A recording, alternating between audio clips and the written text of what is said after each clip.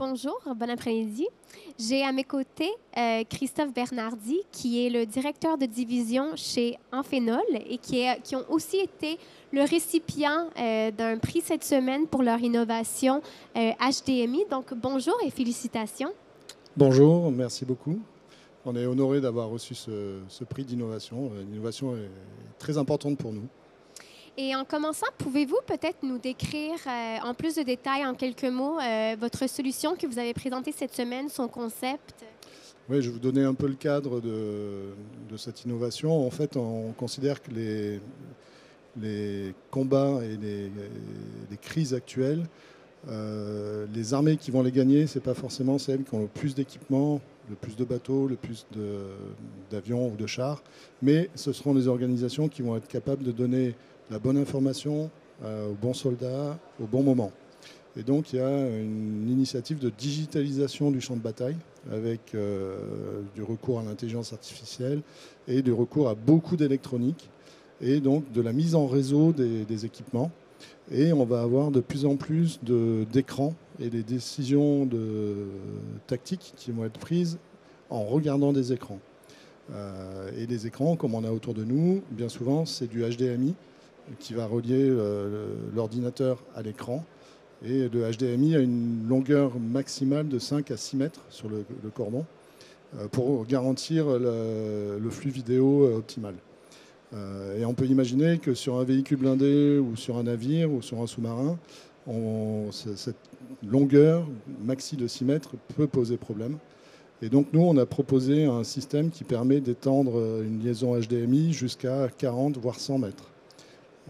En passant par de la fibre optique. Donc l'interface reste HDMI. Ça va être du plug and play. Donc vous allez avoir un cordon HDMI des deux côtés. Mais entre-temps, on va basculer le signal en fibre optique et le rebasculer en signal HDMI à l'autre extrémité du cordon. Et pour vous, en tant que compagnie, quelle est l'importance d'un salon comme Euronaval, soit en termes d'innovation, mais aussi en termes d'exposition pour un produit comme le HDMI? Euronaval, pour nous, c'est un élément important parce que ça concentre un peu tous les gros donneurs d'ordre au niveau de la marine militaire. On va retrouver les clients et les clients de nos clients. Nous, on ne va pas vendre directement aux armées. On va vendre à des Thales, à des Safran, à des Naval Group qui eux-mêmes vont revendre aux utilisateurs finaux. Et ça nous permet, c'est un lieu unique où on va retrouver en fait tous les acteurs.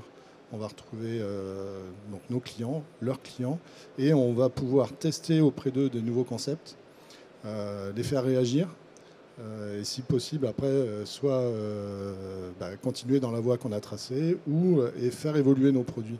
Donc d'un point de vue marketing, c'est extrêmement important pour nous d'être là. Et en termes d'exposition aussi, j'imagine que c'est important pour former peut-être des nouveaux liens avec d'autres industriels? Oui, tout à fait. C'est l'intérêt aussi de ces salons-là, hein, de parler avec les gens qu'on connaît et dans une unité de lieu et de temps, mais aussi de faire la connaissance de nouveaux prospects.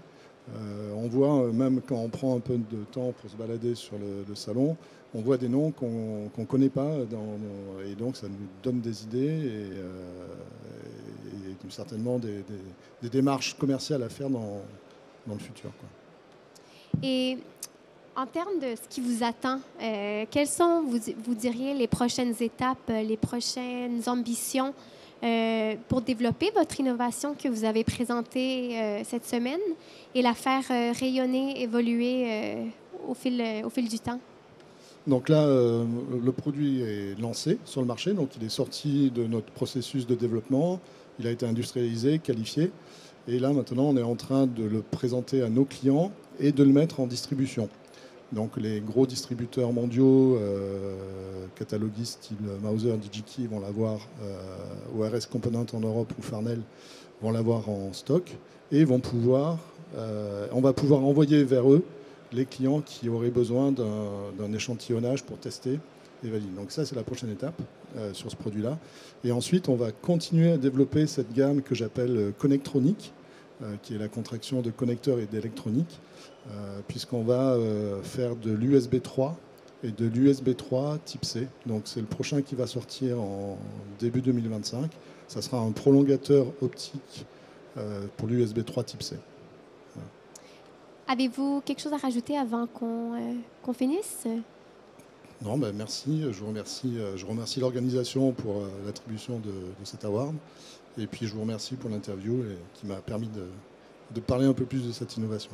Écoutez, merci à vous. Félicitations encore. Puis on a hâte de voir ce qui vous attend. Merci beaucoup. Merci beaucoup.